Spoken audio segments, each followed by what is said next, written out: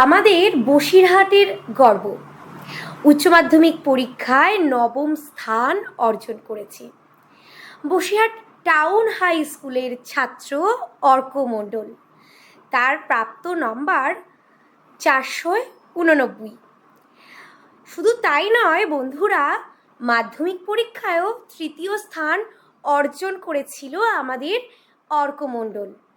আমরা আগামী দিনের উজ্জ্বল ভবিষ্যৎ কামনা করছি। আমরা পেয়ে গেছি অর্ক মণ্ডলকে। অর্ক, রেডিও সুন্দরবনের পক্ষ থেকে তোমাকে আমরা স্বাগত জানাচ্ছি। ধন্যবাদ। তো অর্ক, তোমাকে প্রথমেই যেটা জিজ্ঞাসা করব, তোমার এই সাফল্যের চাবিকাঠিটা কি, সেটা যদি আমাদের শ্রোতা বন্ধুদের বলো। এই সাফল্যের পিছনে সবচেয়ে বড় যে অবদান রয়েছে সেটা আমার প্রথমেই মা বাবার। তারা প্রতিনিয়ত আমাকে সাহায্য করেছে পড়াশোনায়, এবং তার পাশাপাশি আমার মা যেমন আমাকে মেন্টাল সাপোর্ট দিয়েছেন, বাবা তেমনি পড়তে নিয়ে যাওয়া থেকে শুরু করে সব রকম সাহায্য করেছেন। এছাড়াও শিক্ষক শিক্ষিকা এবং স্কুলের তরফ থেকে সব রকম সাহায্য পেয়েছি। আর আমি নিজে প্রতিটা চ্যাপ্টার যেমন পড়তাম এবং প্রতিটা প্রশ্ন খুঁটিয়ে লেখার চেষ্টা করতাম, এইভাবে পড়াশোনার মাধ্যমেই সাফল্যটা আসে। তো অর্ককে পরবর্তী প্রশ্ন যেটা জিজ্ঞাসা করব, অর্ক কি কি গাইডলাইন ফলো করেছে এবং অর্ক দিনে কত ঘন্টা করে পড়তো, মানে অর্কর যে রুটিনটা, পড়াশোনার যে ডেলি রুটিনটা ছিল সেটা কিভাবে মেনটেন করতো অর্ক, সেটাই অর্কর কাছ থেকে আমরা জেনে নেব। প্রথমে কোনো একটা বিষয় যখন আমি পড়ছি তখন সেই বিষয়টা ভালো করে তার মূল যে তথ্য সেটা বুঝে নিতাম। তারপরে সেই রিলেটেড যে সকল কোশ্চেন রয়েছে শর্ট লং, সেইগুলো সলভ করা, বিভিন্ন বই প্র্যাকটিস করা, আর একটা টেক্সট বুকের পাশাপাশি একাধিক টেক্সট বুক করা এবং বিভিন্ন রেফারেন্স বুক ফলো করা, এটা আমি পড়াশোনায় করেছি। আর তার পাশাপাশি দিনে আমি পড়তাম গড়ে 6 থেকে 7 ঘন্টা, আর যতক্ষণ একটা সাবজেক্ট শেষ করতে লাগতো ততক্ষণই পড়েছি। তো তারপরে জিজ্ঞাসা করে নেব, অর্কর সব থেকে প্রিয় সাবজেক্ট কোনটা ছিল, কোনটা পড়তে অর্কর সব থেকে বেশি ভালো লাগতো? আমার সব থেকে বেশি ভালো লাগতো অঙ্ক করতে, এবং ম্যাথ প্র্যাকটিসে আমি বেশিটা সময় দিতাম। আচ্ছা, তো অর্ককে পরবর্তী প্রশ্ন যেটা জিজ্ঞাসা করব যে অর্ক বড় হয়ে কি হতে চায়, অর্ক ভবিষ্যতে কি হতে চাও সেটা যদি বলো আমাদের। ভবিষ্যতে ডাক্তার হওয়ার স্বপ্ন, এই জন্য নিটের জন্যই পড়াশোনা করছি। আচ্ছা, কেন তুমি ডাক্তার হবে?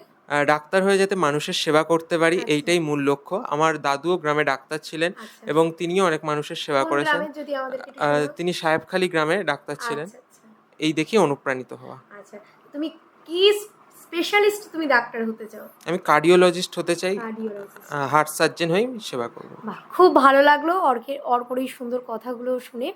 তো অর্ক পরবর্তীকালে এবং ভবিষ্যতে অর্ক ডাক্তার হতে চায়। তো অর্কর বাবাও আছেন আমাদের সাথে, তো ওনার কাছ থেকে আমরা জেনে নেব যে ছেলের এই যে সাফল্য, এই সাফল্যতে অর্কর বাবা কতটা খুশি, কতটা মানে উৎফুল্লিত হয়েছে, সেটাই আমরা জেনে নেব।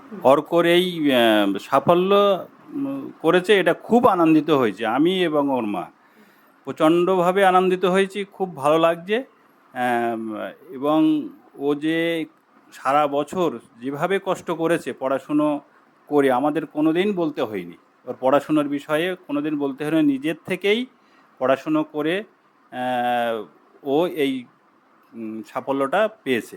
হ্যাঁ, এই সাফল্যতে খুব আনন্দিত। ও মাধ্যমিকে ওয়েস্ট বেঙ্গলের মধ্যে থার্ড হয়েছিল, সেখানেও খুব আনন্দ পেয়েছিলাম। এবার এটাও আশা ছিল, কিন্তু সামান্য একটু ও যে পরীক্ষা দিয়েছিল, যে নাম্বারটা আশা করেছিল সেটা আশানুরূপ হয়নি। হ্যাঁ, এই জন্য একটু মন খারাপ, কিন্তু ও 10-এর মধ্যে থাকতে পেরেছে, এটাও আমাদের একটা ভীষণ সাফল্য। বিশেষ করে বসিরহাট টাউন হাই স্কুলে বহুদিন পরে এই রেজাল্টটা এসছে।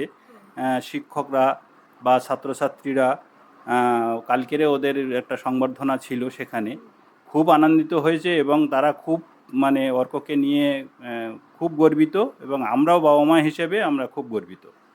অনেক অনেক শুভেচ্ছা আগামী দিনের জন্য আমাদের রেডিও সুন্দরবনের পক্ষ থেকে অর্ক মণ্ডলের কাছে আমরা রাখলাম। তার পরবর্তী যে লক্ষ্য এবং তার যে স্বপ্ন পূরণ, সেগুলো পূরণ হোক, এই শুভকামনা রেখেই আজকে আমরা আমাদের প্রোগ্রামটি শেষ করছি। আর শ্রোতা বন্ধুরা, আপনারা সাথে থাকুন, শুনতে থাকুন 91.2 FM রেডিও সুন্দরবন।